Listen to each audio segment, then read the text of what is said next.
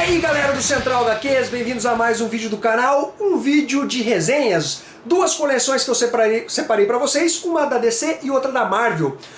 Essa aqui é os heróis mais poderosos da Marvel, basicamente um volume 2 da coleção de graphic novels da Salvat, publicado pela Salvat. Lembrando novamente que essa aqui está em fase de testes, foram lançados 4 volumes, esse aqui é o terceiro. O segundo é do Homem-Aranha, mas eu acabei não comprando, quem me enviou foi o Newton Costa, o Newton Logan. E eu falei, cara, não precisa me enviar o volume 2, que é do Homem-Aranha, porque o Homem-Aranha já tem tantos encadernados, e eu não vou me recordar exatamente que histórias que ele vai compilar, mas eu já tinha em outros encadernados. E como eu também não vou comprar todos os volumes da série, pra mim ficava indiferente, então eu pedi só o volume 3 e o volume 4, que é do Incrível Hulk. Essa série aqui não é uma série que vai trazer clássicos como o volume 1 da Salvat, como Arma X, ou Guerra Civil, Planet Hulk. Não vai ser uma coisa nessa linha. Aqui são histórias para apresentar o personagem para o leitor. Então são histórias até de certa forma aleatórias, não necessariamente as histórias mais clássicas do personagem. Essa edição vai trazer um arco de histórias escrito pelo Jason Aaron com desenhos do Ron Garney. Procura-se mística, além de também trazer a primeira aparição do Wolverine, que se deu em Incredible Hulk número 180. Eu acho que, independentemente de ser uma história escolhida de forma aleatória, eu acho que a passagem do Jason Aaron pela série do Wolverine foi uma passagem muito boa, e teve arcos de histórias melhores do que esse da Mística. Não que esse aqui seja necessariamente ruim, mas eu acho que poderia ter, já que vai escolher uma história assim meio, né, que não precisa necessariamente ser clássica do personagem, escolhesse uma história um pouco melhor, não que, como eu falei, ela seja ruim. O encadernado ele vai começar com a apresentação aqui da primeira aparição do Wolverine, né, na série do Incrível Hulk. Ele era um vilão, escrita pelo Len Wein e o Herbert Trimpe. Eles estão combatendo o Wendigo. Posteriormente a gente já tem a história envolvendo a Mística. Olha só, essa aqui é a capa. Essa história foi publicada na mensal da Panini, do Wolverine. Aqui está constando até Wolverine 62, é da 62 a 65, né, o volume 3 do Wolverine, com os desenhos do sempre competente Ron Garney. Eu particularmente gosto bastante. Aqui vocês vão ver o Wolverine, na verdade, conhecendo a Mística, em uma situação um pouco delicada e perigosa. Eles vão ser executados, olha só. A galera deixa eles no muro, né, ali, para fuzilar. E eles vão, obviamente, se livrar disso, e vai contar a trama que vai se embasar nas traições da Mística em relação ao Wolverine, todo um histórico de traições que ela perpetrou contra ele e também contra os X-Men. E ela até questiona, pô, Wolverine, mas você vai perguntar qual traição é essa? Não posso falar porque, né, você tem que ler a história. Mas enfim, ela fala, pô, mas já traí tantas vezes, agora você está levando pro lado pessoal. É porque ela também já traiu o Wolverine várias vezes. E vai ser uma história de muita aventura, com os desenhos muito competentes na parte de ação do Ron Garney.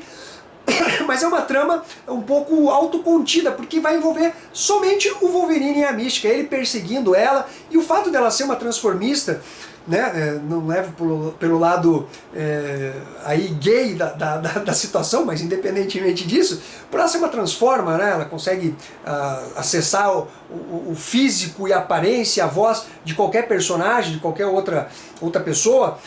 Você consegue ter várias sacadas boas para poder explorar a personagem nesse sentido. E o Jason Aaron consegue fazer isso muito bem nessa história. Eu daria aqui para esse encadernado uma nota 8. O mais legal é que parece que ela tem um cuidado muito boa, a Salvat, com essa série aqui.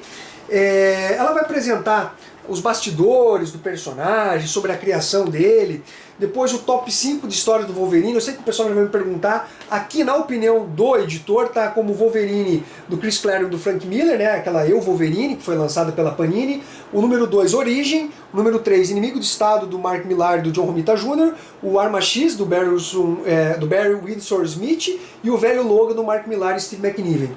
Realmente são as histórias, eu mudaria a ordem aqui particularmente, né, mas é uma questão simplesmente subjetiva. Aqui os uniformes do Wolverine também. Então os extras aqui são realmente bem cuidados. Eu achei extras bacanas. Uma breve história do personagem, sobre tudo que ele passou. Aqui algumas edições, as mais importantes. É um material bem legal, parece que teve um tratamento que exigiu uma atenção maior da Salvat. Então fica a dica dessa coleção aqui. A próxima coleção da Eagle Moss. Essa coleção que traz os materiais da DC Comics. Acontece que esse material também está em fase de testes. Na verdade acabou, esse aqui é o volume 4 e ele acabou a fase de testes. Deve voltar nacionalmente, sendo publicado nacionalmente lá por fevereiro, março de 2015. De qualquer forma, vai tratar da Liga da Justiça, o arco Torre de Babel, escrito pelo Mark Waid. A Eagle Moss ela lançou o volume 4, mas veio com erros, as páginas trocadas e tal. Eu até imaginei que ela fosse lançar esse volume 4 novamente somente quando fosse lançar a coleção nacional, né, já devidamente corrigida. Me surpreendi, ela simplesmente recolheu o material que veio com erro e lançou o material correto aqui, todo corrigido, já na fase de testes. Foi uma bela surpresa. Uma curiosidade, que eu, lendo o editorial aqui, eu vi que a Eagle Moss usou o editorial da Mitos, ou seja, Mitos, Panini, Eagle Moss, é mais ou menos tudo a mesma coisa, tudo o mesmo monopólio aí, galera. Enfim, mas só uma curiosidade para vocês. Esse material vai tratar da série publicada nas edições 43 e 46 da Liga da Justiça e a Liga da Justiça Arquivos Secretos número 3, além da primeira aparição da Liga da Justiça nos quadrinhos, que é lá na época do pré-crise, em março de 1960.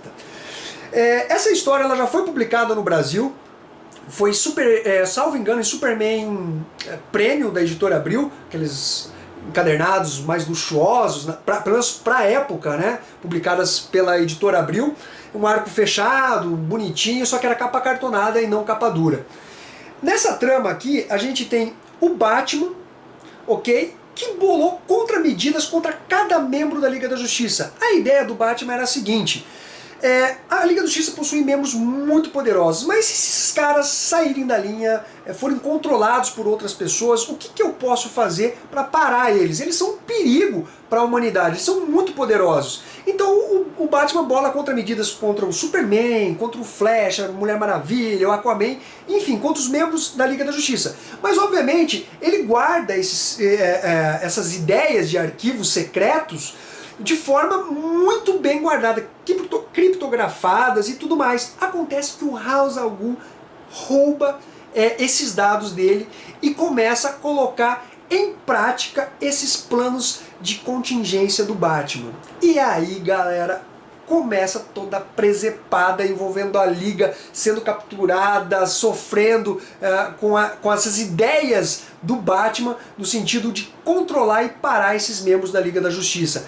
E, em paralelo a isso, tem o lance da Torre de Babel, que o Ra's al Ghul, ele lança transmissões ultrassônicas que faz com que as pessoas não consigam se comunicar. E isso causa uma confusão mundial. Você não consegue entender o que o seu vizinho está falando, mesmo você sendo da mesma nacionalidade e falando a mesma língua.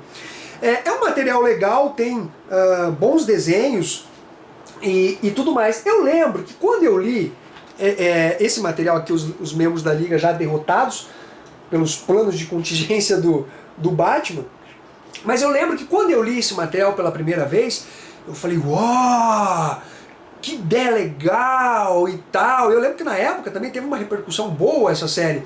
Mas hoje, numa releitura, me parece cheio de furos esses planos do Batman, assim, sabe? Porque, por exemplo, talvez o Batman sozinho não conseguiria aplicar esses planos, colocar eles em prática. O Ra's al Ghul, ele não aplica sozinho, ele tem a equipe dele, né? O cabeça do demônio, ele tem um grupo, uma célula terrorista. Então ele usa vários capangas dele para poder fazer esse plano realmente ser efetivo. Eu não tenho minhas dúvidas se o Batman sozinho conseguiria fazer isso, além de que me parece um plano um tanto furado para diversos membros e uma espécie de deus ex machina, assim, sabe, com relação à exploração de fraquezas de alguns personagens. Acho que um pouco exagerado, mas na época pareceu até coerente. Hoje numa releitura já não cola, vamos dizer assim. Mas de qualquer forma é um material legal, um bom material. Traz uma história interessante do Batman com relação à paranoia dele, né? No sentido de querer sempre estar um passo à frente dos outros, no sentido de querer se precaver, mas se você se atentar muito a detalhes, você vai ficar meio assim com a história. Mas o pano geral é legal, porque traz essa obstinação do Batman e relação como que os membros da Liga da Justiça vão olhar para ele, né? Como é que os caras vão olhar para ele e falar, pô, esse cara aí desconfia de mim, né? Então como os membros da Liga vão tratar o Batman dali para frente. E por fim, como eu mencionei com vocês, tem a história aqui da primeira aparição da Liga da Justiça, da reunião dos personagens mais poderosos da DC Comics.